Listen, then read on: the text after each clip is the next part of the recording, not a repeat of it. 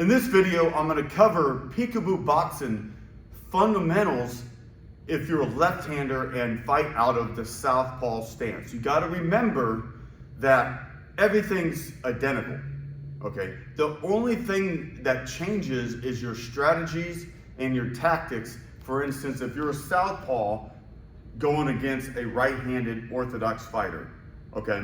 So the same thing applies if you're a right-handed orthodox. There is going to be some tactics and strategies that you can do against a Southpaw, and I'm going to make a video on some of the best tactics to use against a Southpaw boxer. Okay, so the first thing you want to review is your stance. Remember, Peekaboo boxing stance is more squared up. You don't have to be 100% squared up. You can still have this hip back, but it's more your shoulders. This one can be forward, but you gotta have your upper body's gotta be squared up enough that you're able to move your head fluently to both sides. When you're bladed up, you have a tendency to go this side and the pull, okay, which you don't wanna do while trying to do the Peekaboo. The Peekaboo boxing system is an elusive but aggressive system. You're usually always going after your opponent. You're more aggressive, you pressure, trying to get closer to your opponent to unload those fast close quarter combinations or counter punches when you make your opponent miss, okay? So the stance is gonna be here. Remember, I'm gonna pull the stomach in, round the back out, raise the shoulders up, hands up on the cheekbones, okay? Elbows in tight, and I'm gonna have a good bend in the knees, okay? A bend in the knees. Do I have to be bent way low? No, because when I'm on the outside, I can be a little more upright. I'm still elusive and moving my head. So once you get the stance down, all right, just do a quick review of the footwork. All right, if I'm gonna, I call it stepping. If I'm gonna move forward, backwards, or side to side, I'm just gonna step, step, step, step, step, step, step, step. If I'm gonna go lateral, I just like this. I'm just gonna step, step, step, step, trying to have a lower center of gravity. Okay, if I want to speed it up, I can just double them up, okay, and then side to side. The next thing I want to do is, because I'm being aggressive, I want to get in on my opponent. I'm going to do what I call the drive. I'm going to drive forward. I'm going to push hard off that rear leg and drive forward. Drive forward. That could be on a jab or whatever. Okay? You can go backwards with I drive back. Then you can drive to the side. Drive to the side. Quick, explosive movements. But for the most part, I'm going to be relaxed and just stepping on the outside. Okay, so the next thing is leg springs. Peekaboo boxing concept. When I get on the inside, I want to get to the side where he can't hit me and I can hit him safely. All right, so leg spring on this side. I'm going to step through on this leg, spring to the side, and then rotate, pivot on that ball of the foot where I can throw that left hand. Okay, again, spring to the side and go. See, when I land, I drop down and bounce and spring into my opponent. Another variation of this is I can spring to the side and then turn my hips into mid-air where I'm actually just in my stance to the side, okay? Now let's go to the other side. All right, I'm gonna spring to the side and then rotate into that punch, or spring to the side and I'm in my stance where I turn my hips mid-air. Okay, now the twist. Obviously, everybody should know that the twist, doing it from this neutral position, and I twist back. But the practical approach of it is I usually get my head off to one side. So if I'm gonna go to the left, I get my head off here, okay? And then I twist to the side and I can fire that lead arm shot. Because when I leg spring, I punch with my left. When I twist, it creates space and I can punch with my lead arm. Now let's twist to the other side. Okay, here, I'm gonna get my head off line, and then I'm gonna twist to the side, and then I can fire that rear hand shot. So we covered stepping, sidestepping, driving, leg spring to the side, and then now the twist. And then just a couple extras, you got the skipping, where you're bouncing on the balls of your feet, almost like you're jump roping, skipping. You got the L step, where I step back, step out, step in. Again, L step, and back.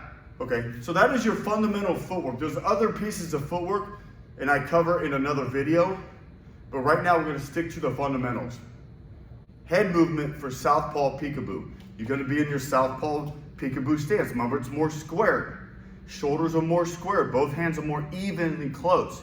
You can be more here, but you just gotta be able to be flexible and mobile in the hip, in the core, to be able to go side to side when you're slipping. Okay, so the first evasive movement is slipping. All right, so I'm gonna bend at the waist. I'm not just moving my head, I'm bending at the waist, almost kicking my hips out a little bit. All right, everybody does it a little bit different because there's different flexibility in people.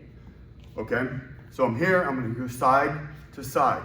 So I can slip to the right, slip to the left, return home. Slip, slip, slip. And you just keep practicing, making sure you're keeping your chin down, your hands up, your shoulders shrugged when you're slipping side to side, like an upside down pendulum or a windshield wiper. Okay, then you got the duck or the bob. So I can slip here, I can slip here, or I can go straight down under the punch. Right there, it's a duck or a bob. Boom. So I can slip, slip, bob. Okay, remember, this is a forward-facing defense. I'm usually going into my opponent. That's why I'm not pulling. Okay? Okay, so the next thing you're gonna do is you're gonna add the weave, which is like a letter U. Okay, the circular motion. All right, I'm gonna bend at the knees and weave under. Weave under. Weave under. There's a combination of bending at the waist and the knees. I'm not gonna be upright. I gotta get my head down. I got to get under the punches, okay? Me being taller, I like to almost weave a little bit more in the waist because I got long legs. If you're shorter, you can squat down a little bit more. All right, so the weave, I'm gonna weave, weave. It's like writing a letter U. So now I can do it in combination. I can slip, slip, duck or bob, and weave. So I can slip, weave, weave, slip, duck, slip, slip, weave, weave. Okay, start doing it in combinations. And that's where you use the slip bag to start learning how to move your head properly. Now let's go over peekaboo punches and punch numbers from the southpaw stance. Remember, it's gonna be completely identical to this side. So if a 7 is a left jab when you're a right-hander, a 7 is gonna be a right jab because you're a southpaw. Okay, so the first thing we're gonna go over is the number 1, which is that lead hook. Okay, I'm gonna load it, I'm gonna slip, throw the number 1, and then get in the habit of moving your head after your last punch. You're not doing peekaboo if you're just punching. All right, you gotta move your head. All right, so I'm gonna slip, throw the number 1. Okay, number 2 is based on distance. It has 2 different variations. The first variation, if you're farther away from your opponent, I'm gonna throw that straight left, that long range punch. Okay, so a 2 will be that cross.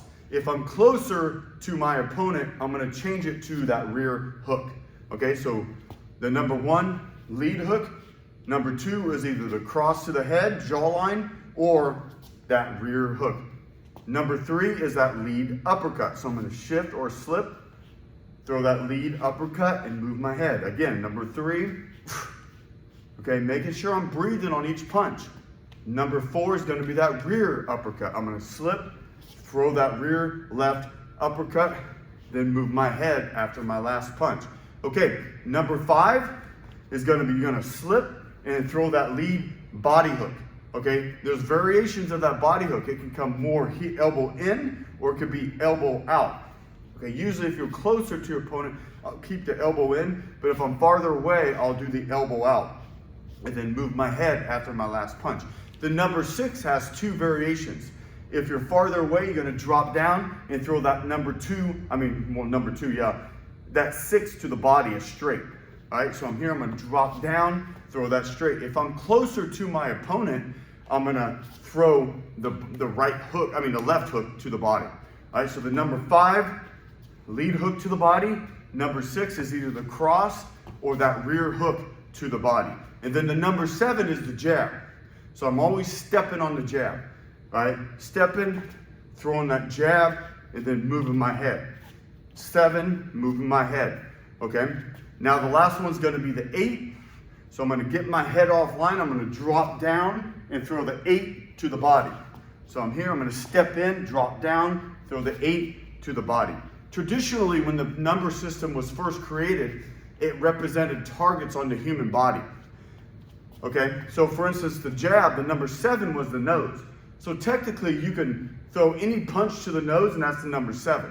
So if I say 7-5, it's a punch to the nose and then a punch to the spleen, because the target's different for a southpaw. Okay, if I want to go to the liver, the number 6 on as a southpaw, I got to come with the rear hand. Where if I'm orthodox, the liver is the number 5. So you can see the confusion. That's why it's easier just to give a number to each specific punch. Okay, so this is a quick review. Southpaw, peekaboo, punch numbers.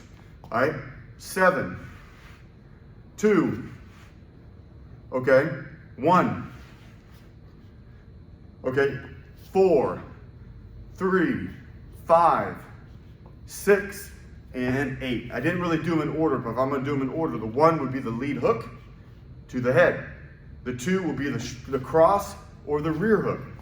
3 would be that lead uppercut. 4 would be that rear uppercut. 5 is that lead hook to the spleen. Okay, 6 would be that rear hook to the liver, or you can throw that long cross to the body. Okay, 7 would be to the nose or the head, and then 8 would be to the solar plexus. That is the peekaboo punch numbers for if you're a southpaw. It's exactly the same, but a little different as an orthodox fighter. I get a lot of questions on peekaboo if you're a southpaw and if it's the same or not. Almost always everything's the exact same or mirror image as if you're orthodox. So if you're peekaboo, it doesn't matter. It's exactly the same as an orthodox fighter. So one of the concepts of peekaboo is move your head after your last punch. Okay, so when you throw the 7 on the jab, you can move your head here, here, here, or you can bob and weave. Okay, same thing with the 2. If I throw the 2, I can slip. I can throw the 2, duck. I can throw the 2 and weave. That's it. This simple. Remember, peekaboo is mainly for going after your opponent. That's why these head movements are designed to be aggressive and elusive as you enter into your punching range of your opponent. You're not doing like a Philly shell, a pull. You're not pull countering.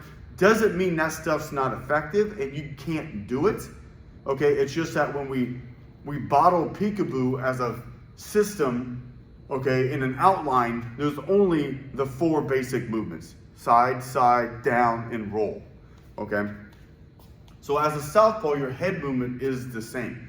Okay, so if I'm here at southpaw, if I throw 7-2, I can slip, slip. Usually with straight punches, I want to move my head 3 times. With hooks, I want to move my head twice.